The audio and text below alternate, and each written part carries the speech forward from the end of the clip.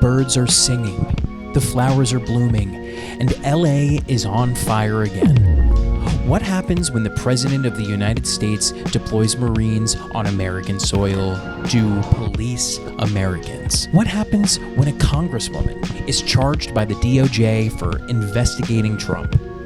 You're about to find out. It's late June 2025, and we're catching up on the absolute worst of Donald Trump's spring temper tantrum. These are the 10 biggest train wrecks from April and May 2025, and we'll show you exactly how they're already spilling over into today. Welcome to Told You So 10 Train Wrecks, Spring 2025. Kicking off our countdown at number 10, a train wreck that comes disguised as a good idea. The Take It Down Act was signed by Trump in May with a clear vision: fight the spread of non-consensual nudes and malicious deepfakes. Now, a lot of people are worried this could be a censorship bill in disguise. On paper, the bill has safeguards, 100%.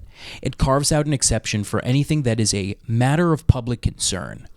This is supposed to protect journalism and political commentary, but there are a few issues. First, it only applies to the criminal prosecution sections of the law, not to the takedown requirements for online platforms. That means while journalists and commentators in violation of the law may be protected from criminal charges, platforms could still be required to move their content or face penalties. The law's public concern definition is murky, and prosecution depends on a vague intent to harm. This subjectivity could easily lead to selective enforcement against content critical of an administration. Think about it. A critical documentary, a meme, a shitpost, all potentially sanction-worthy. It's a law that weaponizes bureaucracy. Just because we haven't seen it yet doesn't mean it won't happen, especially with the people we have in office now. We could be looking at a future where we're scaring creators and journalists into silence. It's a quiet way that may be able to Trojan horse itself into a way to squeeze dissent off the internet. And furthermore, the new rules targeting AI-generated deepfakes, again, well-intentioned, raise serious free speech concerns for their potential impact on political satire, parody, and artistic expression. The danger comes from the uncertainty in the law, and while they tried to carve them out, there are vague definitions and subjective standards that create what legal experts call a chilling effect on legitimate speech. Journalists or anyone posting critical content might just decide it's safer to stay quiet than to risk a legal battle over whether their work is a matter of public concern. When reputation harm triggers government takedowns in 48 hours or else, free speech is running on borrowed time. It's a law that uses the threat of bureaucracy as a weapon, where journalists and creators may simply stay quiet. This is how you squeeze dissent off the internet. And it's not like they're not already trying to do that in other ways. Not with a bang, but with a nuisance lawsuit. And this time, Democrats actually signed on to this bill that was pretty carelessly crafted. Coming in at number 9, we have a move so willfully ignorant, you would think it actually can't be real. Are you familiar with the saying, an ounce of prevention is worth a pound of cure? FEMA's Building Resilient Infrastructure and Communities program, BRIC, distributed $5 billion nationwide since it launched in 2020 for communities to build things like storm surge barriers and flood-proof their infrastructure. Projects designed to save lives and money before a hurricane hits. Specifically, studies have showed that every dollar invested in disaster resilience saves approximately $13 in long-term economic damages. But in April, they canceled $882 million in specific grants and redirected the rest. Florida lost $293 million for flood defenses. Massachusetts lost $90 million. And the timing for this couldn't be worse. After Hurricanes Helene and Milton cost hundreds of billions of dollars in 2024, they did it just weeks before the start of what forecasters are calling a potentially historic hurricane season. It's not like canceling your flood insurance while the river's rising. It is exactly that. It's a deliberate choice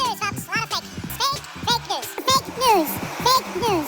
Not fake news. Fake news. We don't want fake news. And by the way, not everybody is fake news. Every single person sitting in this room is now fake news. But we don't want fake news. I'm not finished fake news. I'm not going to give you fake news. Don't be fake news. So I don't know what the fake news. This is where you use the government to rewrite reality to fit your political goals. For example, at HHS, RFK Jr.'s new report on children's health conveniently omitted firearms as a leading cause of death for kids, which it is. Additionally, CDC and NIH were forced to shut down their gain-of-function projects abroad. Evidence last, optics first, because naturally, people have been foaming from the mouth about the lab leak theory since COVID began. So we might as well just have peer review coming from Caroline Leavitt. The gold standard for science, they like to call it, which I think is ironic that the facts don't care about your feelings people all of a sudden think evidence-based research is a bad thing. Once you fire the experts and doctor the reports, you have to eliminate the watchdogs who would expose you, which they've already been doing since Trump's first month in office. But now we're looking at the fourth branch of government, the media. 60 Minutes had to issue a scathing rebuke of the administration's pressure tactics after the firing of their longtime producer. But our parent company, Paramount, is trying to complete a merger. The Trump administration must approve it. Paramount began to supervise our content in new ways. None of our stories has been blocked, but Bill felt he lost the independence that honest journalism requires. It's a classic authoritarian move. Starve the independent, publicly funded media to make more room for state-friendly narratives. Fire the experts, gag the labs, kill Big Bird, because facts are dangerous when they contradict the marketing. When truth is partisan, ignorance is policy, unaccountable to reality itself. Coming in at number 7, we see an unholy trinity of authoritarianism take place. It started in April with a push to create a more aggressive, less accountable police force.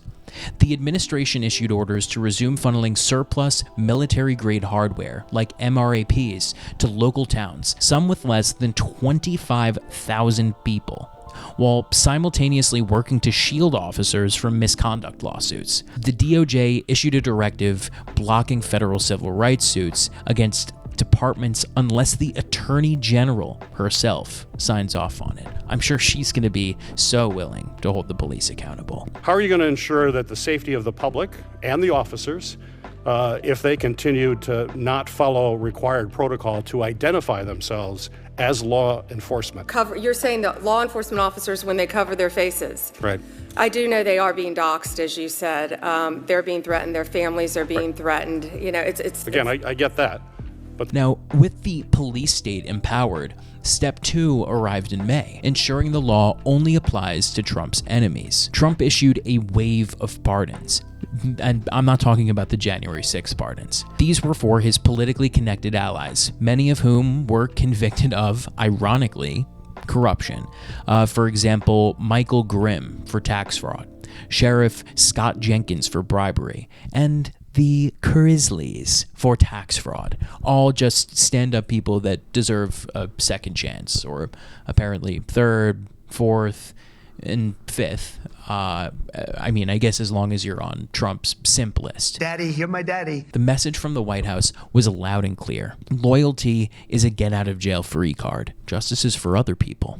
May also brought the massive uproar over Trump accepting a $400 million fully customized Boeing 747-8 private jet from Qatar, a gift that blurred the line between international diplomacy and a massive geopolitical payoff, which plays into all of the accusations for someone claiming to be so exorbitantly wealthy that Trump is indeed for sale. I would guess that that's how he's managed to stay afloat throughout all of his bankruptcies in the first place. Coming in at number 6, we've got the administration's 1-2 punch aimed directly at your bank account. If they couldn't get you with your old debt, they'll get you at the checkout line. Don't you worry. The administration resumed collections on defaulted federal student loans, pulling the rug out from 5.3 million borrowers.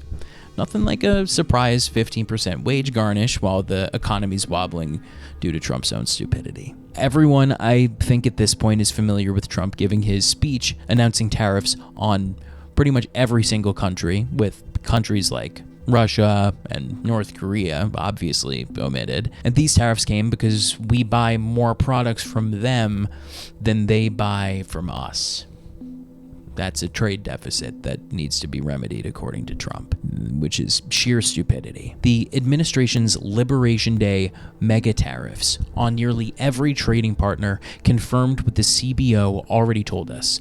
They would shrink the economy and jack up prices on everything from groceries to electronics. But here's the truly wild part.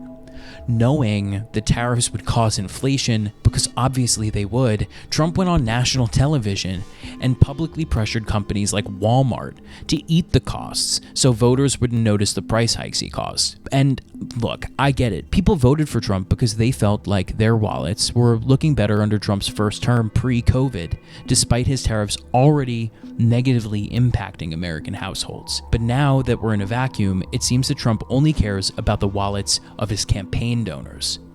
On one side, they're ramping up collections while increasing military funding. And on the other, they're making everything you buy more expensive and then trying to bully companies into lying to you about it. Keep your wallets close, because it seems the only thing Liberation Day is liberating you from is your money. First, they came for the scientists, now they're coming for the students. At number 5, we track the administration's new playbook for dealing with dissent. It started in April with an executive order threatening to essentially defund any university that Trump deems unfit. It's a loyalty test for academic institutions with billions and more on the line. By May, they were making examples, and the administration targeted one of the biggest names in the country, Harvard University. MIT lost millions for a research study grant, and at Harvard, they didn't just threaten their research grants, they froze student F1 visa renewals. It's a vindictive play by a textbook narcissist, and plays into what we've been saying for months now. Trump's respect for the First Amendment only extends to viewpoints he approves of. The message is clear. Pledge your allegiance to dear leader, or we will defund you into oblivion. But they didn't just go after academics. In a stunning move, the DOJ brought criminal charges against a sitting congresswoman whose oversight committee was investigating the administration. Is this just another attempt to stifle immigration with a spuriously related excuse? They can't even claim that they want people to come here legally or want an educated populace, because what does it do for the future of our country when we tell the world's best minds to go innovate somewhere else? And what happens when that's not enough? Well, June is starting to give us a chilling glimpse of the next step in the playbook. U.S. Marines deployed on American soil during a period of civil protest. The administration's official story is that the Marines were not there to engage protesters. Their stated mission was simply to guard federal property and personnel. But let's be real, when you put soldiers in combat gear in front of protesters, you are sending a message of intimidation, regardless of what their stated purpose is. And that official story started to fall apart when reports confirmed at least one civilian was temporarily detained by the Marines before being handed over to DHS. So much for not conducting law enforcement. It's clear escalation, from punishing ideas to intimidating people. The line between protecting property and suppressing dissent is being deliberately blurred, one deployment at a time. And it leaves us with one question. Once the military is used as a backdrop against one group of hostile Americans, who's next? Nothing says land of the free like a military parade going on as millions are out protesting against a king.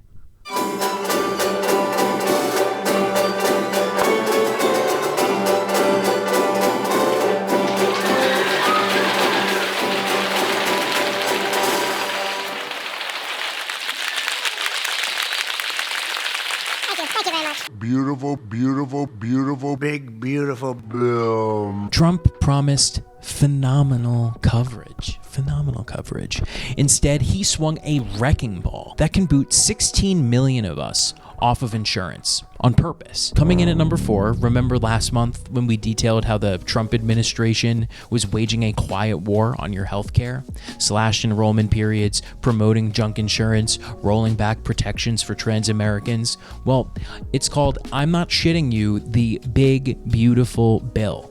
A legislative wrecking ball designed to do what all of those smaller cuts couldn't do at once. It slashes Medicaid, guts the ACA subsidies, and sends premiums spiking. And we don't have to guess the impact. The nonpartisan Congressional Budget Office dropped the report. Up to 16 million people would lose their health insurance if this bill passed. So much for that phenomenal health care we were promised. Here's the kicker. The part that proves this isn't about saving money.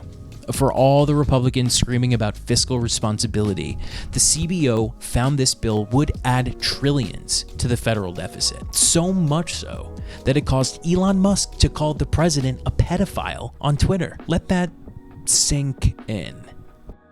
They aren't bankrupting families to save the country.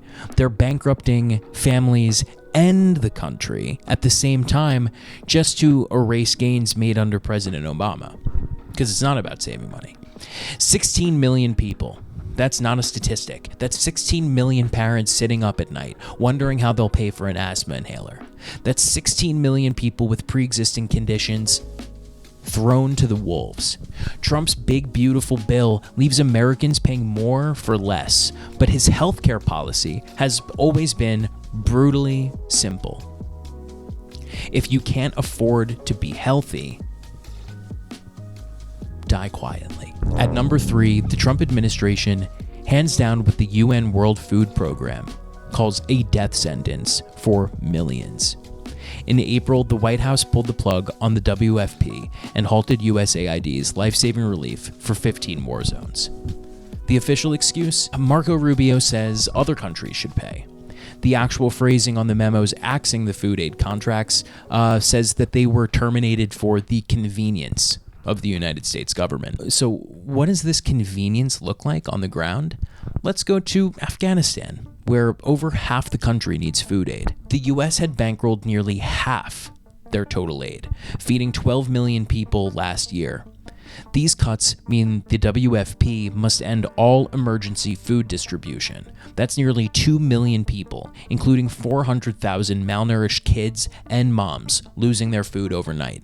It's the same story in Yemen, where 17 million are hungry, and in Sudan, where community kitchens have gone dark and famine is already gripping Darfur. So, as America steps back, who steps in? Well, China could not be happier to seize the geopolitical opening.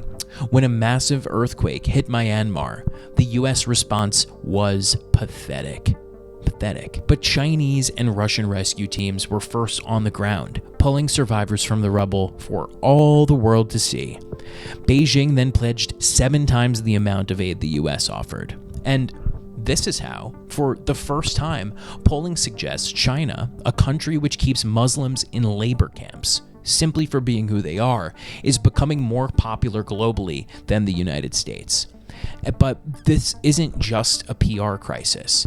When food runs out, desperation creates a vacuum. It fuels radicalism, boosts recruitment for groups like ISIS-K, and creates mass displacement crises that eventually end up at our own border. The American-funded warehouses are bare, and the only food trucks rolling in have Chinese flags flapping on the hood. At number 2, due process has taken an indefinite vacation. The administration's new express lane out of the country is now open for toddlers, cancer patients, breastfeeding moms. Exactly who you want to get out, right? No judge, no hearing, just boop. Gone. Meet VML, a 2-year-old citizen from New Orleans. In April, ICE detained her and her Honduran mother, and days later, put this American baby on a plane to Honduras. A federal judge, a Trump appointee no less, someone conservative attorneys will routinely seek out for favorable opinions, was so shocked he called it illegal and unconstitutional. When the girl's American father tried to intervene, an ICE agent told him if he came to pick her up, he'd be taken into custody too. And this wasn't just an isolated case. The same week, they deported a breastfeeding mother in Florida, separating her from her 1-year-old baby who suffers from seizures. So how does the government justify deporting its own toddlers? Well, we could go straight to the adult diaper in charge. On April 22nd, President Trump gave his expert legal opinion in the Oval Office. Because, we have thousands of people that are ready to go out, and you can't have a trial for all of these people. It wasn't meant, the system wasn't meant, and we don't think there's anything that says that. Look, there it is. The pesky Constitution with its due process for every person. It's just too inconvenient. It's, I guess, inconvenient to the point where they are raiding Home Depot parking lots, simply hoping to fish for undocumented persons and send them home on expedited removal. Process that bypasses any immigration judge unless the person affirmatively proves that they've been in the US for 2 years. In practice, this means if you're undocumented, or look undocumented, because Trump says you could just tell who the bad ones are, and don't carry 24 months of bills, leases, or pay stubs on you, you're at risk. And even if you're not deported, it's still pretty embarrassing and degrading to be taken off the street in handcuffs by masked agents. It shouldn't even be a thing that's happening.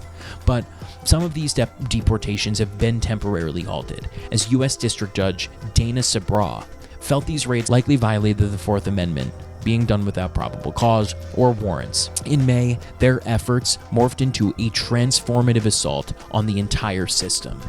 The administration moved to terminate the Flores Agreement, long-standing protections for migrant children in custody.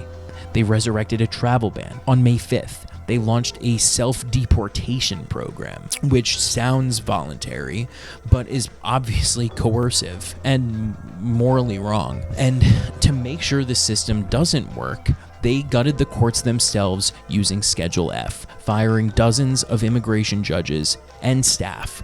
It's the perfect irony. Trump complains trials take too long after he's the one that slashed their tires and stole their water. So here we are, American toddlers deported without a hearing. Mothers separated from their breastfeeding babies, a system dismantled from the inside. The Constitution says no person shall be deprived of liberty without due process. It doesn't say no citizen. It doesn't say no campaign donor or supporter of Donald Trump. It says person. If they can water down the constitutional rights of an American citizen just because of their relation to someone else without citizenship status, despite attending check-ins and just trying to work and live their life, there is no telling what can happen to you as a citizen. American citizenship is supposed to mean something, especially when you're living in America. But when the president's defense for ignoring the law is, I don't know, I'm not a lawyer, well, you know exactly where we're headed.